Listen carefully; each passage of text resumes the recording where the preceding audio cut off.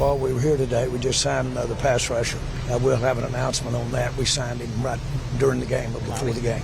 Jerry tell you that you guys are signing Jadeveon and Clowny? Jerry and I talk about a lot of things, John. If it's true, which I think if Jerry says it's true, that's awesome for the Cowboys. So the Dallas Cowboys are attempting to replace the irreplaceable. We're talking about Jerry Jones signing Jadeveon Clowney to fill the Grand Canyon-sized hole left by Micah Parsons. Now let me tell you, after watching Russell Wilson torch this defense for over 450 passing yards in week 2, which, by the way, is his all-time career high for passing yards, this move feels less like a solution and more like slapping a band-aid on a bullet wound. But before we get into why the Cowboys are scrambling to sign a 32-year-old journeyman to save their defense, we need to talk about how we got here, because this story isn't just about one signing, it's about pride, desperation, and the harsh reality that sometimes you don't know what you've got until it's wearing green and gold in Wisconsin. So real quick before we get to the content, this video is sponsored. Guys, we are officially 3 for 3 on free square promos. If you took my plays that I've been suggesting in each and every video since the start of the new season, you are too. And the best part is PrizePicks just announced a Patrick Mahomes free square. All Patrick Mahomes needs is 1 passing yard for his square to hit. I'm looking to continue my undefeated streak. So if you want to take advantage of this promo, first sign up for PrizePicks using my promo code Microphone to get $50 in free lineups when you make a play of $5 or more, or just click in the link in the description down below. Then copy my play for Monday Night Football. I partnered with Fantasy Aces for this slip, so we have Ladd going over 49.5 receiving yards and CJ Stroud going over 199.5 pass yards. These are both goblins, which means they have a way higher chance of hitting. I'm personally so confident in this play that I'm putting down $300 to win $450. Now, I'm not using my free square on this play. You're welcome to. I personally want to save it for later on this week. And if you want additional plays, check out my Discord server with Fantasy Aces. We've been profiting each and every month since we began this partnership due to our research and finding the best edge on each player. And thank you, PrizePicks, for today's sponsor. Mic check 1 2 1 2. What's going on, everybody? So for those of you guys that have been living under a rock, on August 28th, 2025, as Cowboy fans are going about their day, probably arguing about whether this is finally their year, the most surprising trade in recent NFL history drops like a bomb. Micah Parsons, the heart and soul of the Cowboys defense, is heading to Green Bay for 2 first-round picks and Kenny Clark. And to be honest, Jerry Jones didn't really do much to calm Cowboy fans down about this. I mean, at the press conference, he said something that just didn't make sense. But we're trying to get better. We're trying to stop the run and stay in the hunt. Could you think about that for a second? The Cowboys traded away a player who was a Defensive Player of the Year finalist 3 times, who led the NFL in pass rush win rate each and every single year that he's been in the NFL because he couldn't stop the run? That's like trading away Steph Curry because he can't post up. You don't get rid of generational pass rushers because they have one weakness. The craziest part is since the Cowboys drafted Parsons in 2021, they were first in defensive EPA per play when he was on the field. When he wasn't, they were dead last. Dead last. So you fast forward to week 1, Thursday Night Football, national television, the 2025 NFL kickoff game. The Cowboys are in Philly facing the defending Super Bowl champions, and they're about to find out real quick what life without Micah Parsons looks like. The Eagles came out and basically said, oh, you don't have that dude who terrorizes quarterbacks anymore? Cool, watch this. Jalen Hurts goes 19 for 23, rushed for 2 touchdowns, and the Eagles offense moved the ball at will in crucial moments. But here's the thing that should have terrified Cowboys fans. Dallas only managed 1 sack all game long. Now, to be fair, new defensive coordinator Matt Eberflus had his guys playing hard. Kenny Clark, the dude that they got from Green Bay in the Parsons trade, was out there making plays with 2 run stuffs. Sam Williams had a 78.3% positive pass rush rate. Dante Fowler was at 76.5%. Those are good numbers. But when you're only getting home once all game, those pressure rates don't mean jack if the quarterback can just step up and deliver. The Cowboys actually did a decent job against the run in the second half. They held the Eagles to just 6 yards on 13 carries in the fourth quarter. But without that elite pass rush to make Jalen Hurts uncomfortable, Hurts had all day to pick them apart when it mattered. Now, if week 1 was the warning shot, then week 2 was a full-scale bombardment. Russell Wilson and the Giants came to AT&T Stadium and absolutely lit up the Cowboys defense. We're talking about 506 total yards from a quarterback that has been a journeyman recently. But here's where it gets absolutely wild. Russ looked completely washed in week 1 against the Washington Commanders, completing just 17 of 37 passes for a 45.9% completion percentage. This was Russ's worst of his career with 35 plus attempts. I mean, there were talks all week long about benching him in favor for Jackson Dart. Brian Daboll wanted to do it, but ultimately he had to stick with Russell Wilson, and I wonder why. There were rumors circulating that the Giants front office and ownership didn't want to throw Jackson Dart behind that offensive line until they were at least fully healthy, but we're not going to speculate on that because there's so much to talk about in this video. What's important here is that Russell Wilson suddenly turned into vintage Russ against Dallas. This man threw for a career high 450 yards. The game was an absolute shootout. Going into the fourth quarter, the Cowboys were only up 17-16. Then both teams went absolutely nuts. The Giants scored 3 touchdowns in the fourth quarter. The Cowboys scored 2 touchdowns and 2 field goals, including Brandon Aubrey hitting a 64-yard field goal to send it into overtime.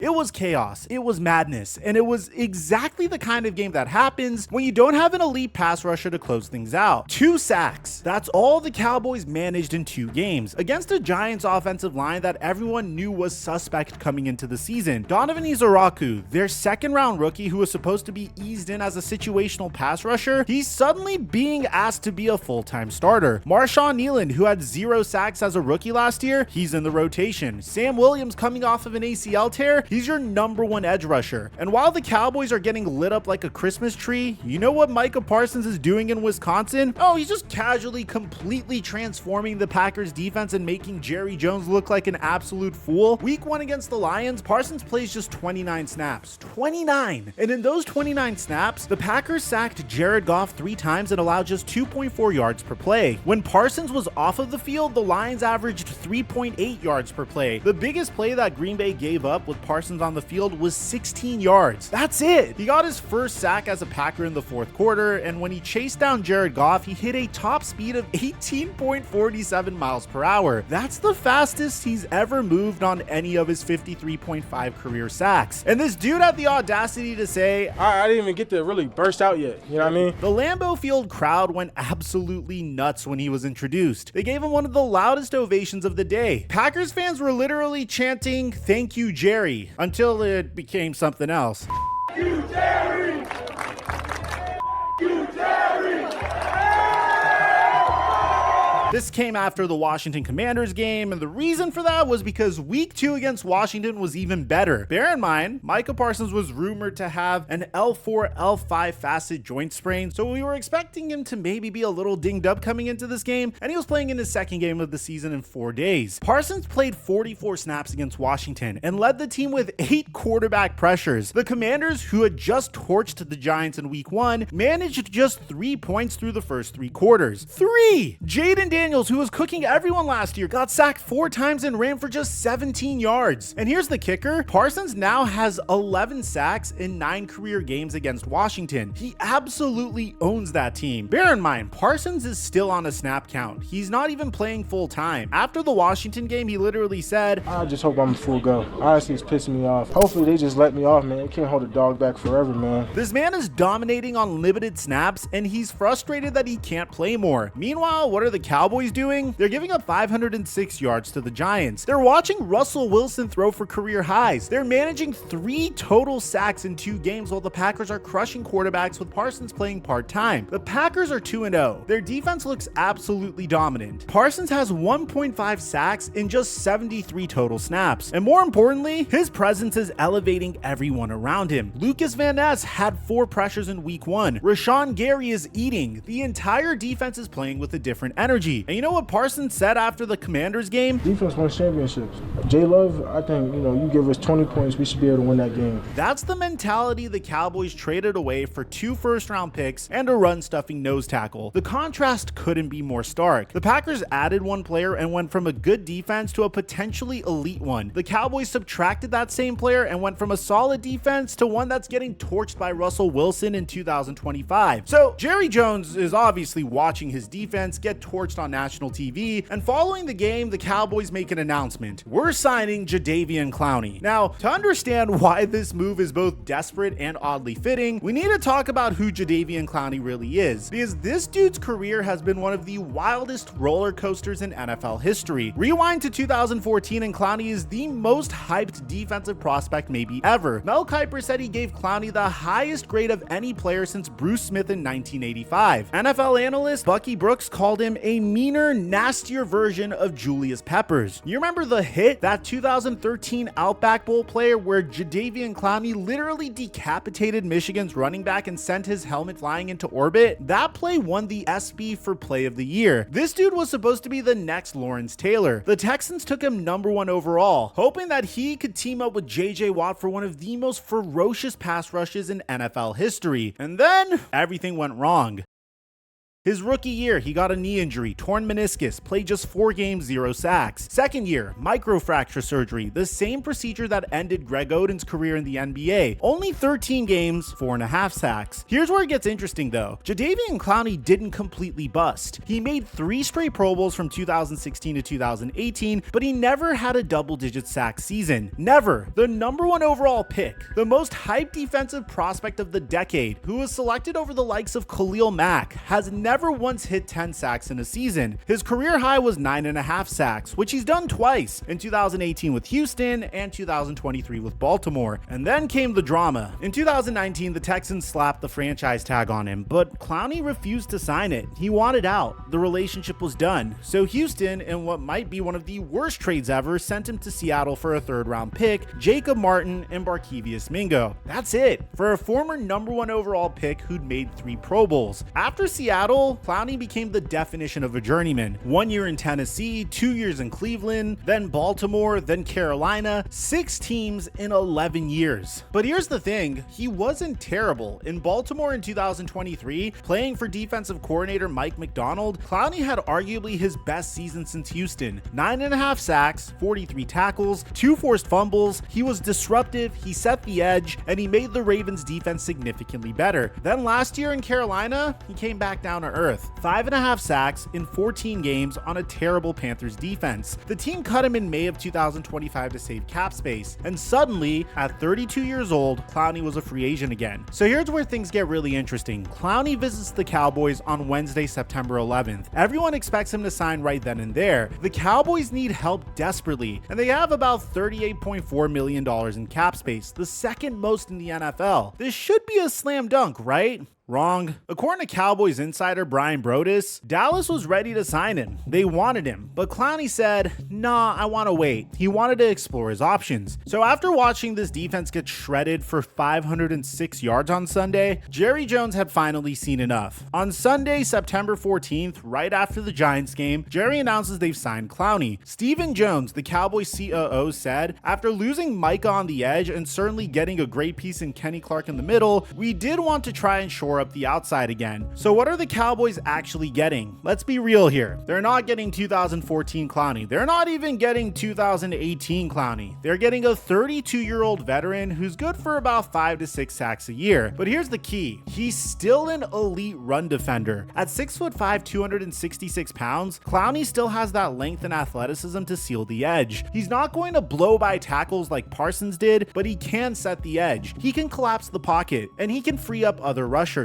Remember, in Baltimore, even though he only had 9.5 sacks, he led the team with 13 pressures through the first 3 games. His presence alone made guys like Kyle Hamilton better. So the Cowboys are hoping he can come do the same thing for their young guys. Maybe with Clowney taking on double teams, Donovan Izaraku can develop faster. Maybe Sam Williams can get more one-on-ones. Maybe Dante Fowler can recapture some of that 2024 magic when he had 10.5 sacks with Washington. But let's not sugarcoat this. Signing Jadeveon Clowney Clowny is not replacing Micah Parsons. That's like replacing a Ferrari with a reliable Honda Civic. The Civic will get you where you need to go, it won't break down, but it's not winning any races. Parsons was a game wrecker who could single-handedly take over games. Clowny, at this stage of his career, is a complementary piece. He's a guy who can help you not get completely embarrassed against the run, who can provide veteran leadership, who can maybe give you 6 to 8 sacks this season if everything goes right. The real problem is that the Cowboys fundamentally misunderstood what made their defense work. It wasn't just about stopping the run, it was about having a player so dangerous as a pass rusher that offenses had to completely alter their game plans. With Parsons, you couldn't hold the ball, you couldn't run 7-step drops, you had to get the ball out quick, which made your running game less effective because defenses knew what was coming. Without that threat, Russell Wilson had all day to launch bombs downfield. Malik Neighbors was running free in the secondary. The Giants' offensive line, which should have been a liability, actually looked pretty decent because the Cowboys' pass rush was so toothless. Here's what really gets me about this whole situation. The Cowboys had one of the best defensive players in football, a 26-year-old in his prime who is compared to Lawrence Taylor and Reggie White, and they traded him because Jerry Jones decided stopping the run was more important than having an elite pass rusher in a passing league. Think about what the best NFL teams have. The 49ers have Nick Bosa, the Steelers have TJ Watt, the Chargers have Khalil Mack, and the Chiefs have Chris Jones. The Rams had Aaron Donald the year they won a Super Bowl. Even those prominent Dallas Cowboy teams of the 90s credit Charles Haley for their success on defense. You know what all these teams understand? In 2025, in a league where teams throw the ball 35 to 40 times a game, having an elite pass rusher is not a luxury, it's a necessity. And now the Cowboys are trying to replace that with a 32-year-old who's played for 6 teams. He's never had 10 sacks in a season and whose body has more miles on it than a 1995 Nissan Altima. You know what's crazy? In my video that is a sequel to the Netflix documentary, America's Team, The Gambler and His Cowboys, I drew a lot of parallels in regards to Jerry Jones's team building philosophy and how sometimes he'll revert to the comfortable approach. And in that video, the example I used was hiring from within once again, and how his hiring of Brian Schottenheimer is similar to how he elevated Dave Campo and Jason Witten previously, and this is the same exact thing. This isn't even the first time Jerry Jones has done something like this. He does this a lot. Remember when they let DeMarcus Ware walk in 2014? Ware went to Denver, won a Super Bowl, and the Cowboys defense was never the same. They tried to replace him with a committee approach, signing guys like Greg Hardy and drafting Randy Gregory. How'd that work out? Or go back even further, when they traded Herschel Walker in 1989, at least they got a haul that built a dynasty. This Parsons trade, that's 2 first-round picks that'll probably be in the late 20s, and Kenny Clark. I mean, at the rate the Packers are going, it looks like they're gonna be in the 30s. This is not building a dynasty, that's mortgaging your present for an uncertain future. So where do the Cowboys go from here? Well, they've got Clowney on what's likely a 1-year prove-it deal. They're hoping he can stay healthy, and that's a big if, considering his injury history. Remember, this is a guy who's had a microfracture surgery, multiple knee injuries, and has missed significant time almost every season. And they're also banking on their young guys developing fast. Donovan Izaraku, that 2nd-round pick, he needs to become at least an 8 to 10 sack guy for this to work. Sam Williams needs to prove he's fully recovered from that ACL tear. Marshawn Nealon needs to take a massive leap from 0 sacks as a rookie. But here's the reality check. Even if everything goes perfectly, even if Clowney stays healthy and gives them 8 sacks, even if the young guys develop, they're still not going to have what they had with Micah Parsons. They're not going to have that game-changing, offense-altering presence that makes everything else on defense work. I mentioned this multiple times in my previous video on the Cowboys, but they're in a loaded division, and that's the main reason I've been able to cope with the Micah Parsons trade. The Eagles just won the Super Bowl and their offense is loaded. The Commanders have Jaden Daniels and got even stronger throughout the offseason. Even the Giants, as bad as they've been, just put up 506 yards against you. Meanwhile, Micah Parsons is going to face the Cowboys in Week 4. Sunday Night Football, national television, AT&T Stadium. You think he's not going to be motivated? You think he's not going to want to show Jerry Jones what a massive mistake he made? The Cowboys are going to watch the player they traded away potentially wreck their offense while their replacement, a 32-year-old journeyman, tries to hold things together with duct tape and veteran savvy. Look, I'm not saying Jadeveon Clowney is a bad player. He's not. He's a solid professional veteran edge defender who can help a defense, but he's not a solution. He's a band-aid on a self-inflicted wound. The Cowboys traded away a generational talent because they prioritized run defense over pass rush in a passing league. They gave up a 26-year-old All-Pro for 2 draft picks and a 30-year-old nose tackle, and now they're scrambling to sign anyone with a pulse who can rush the passer. Clowney might give them 5 to 7 sacks, he'll set the edge, he'll make some plays, but he's not going to strike fear into offensive coordinators the way Parsons did. He's not going to single-handedly change games. He's not going to make the Cowboys defense elite. This whole situation is a masterclass in organizational dysfunction. The Cowboys had everything they needed: an elite quarterback in Dak Prescott, one of the best receivers in football in CeeDee Lamb, a rebuilt but up-and-coming offensive line, and a defensive superstar in Micah Parsons. All they had to do was pay the man and build around him. Instead, they decided to play games, got stubborn, and they convinced themselves that they could replace the irreplaceable. They thought they were smarter than everyone else, that they could trade away a superstar and somehow get better. Now they're signing 32-year-old free agents in September, watching opposing quarterbacks throw for career highs despite being way past their prime, and hoping that somehow, some way, Jadeveon Clowney can turn back the clock to 2014 when he was supposed to be the next big thing.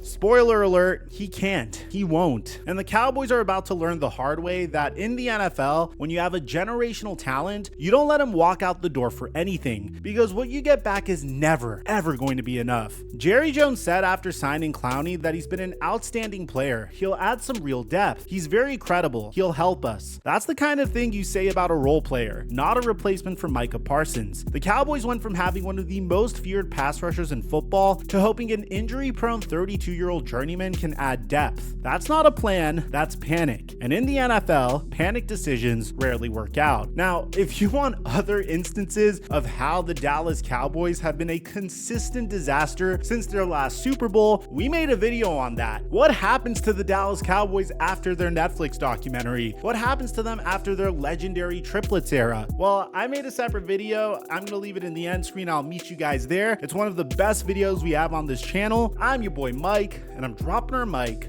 until our next upload.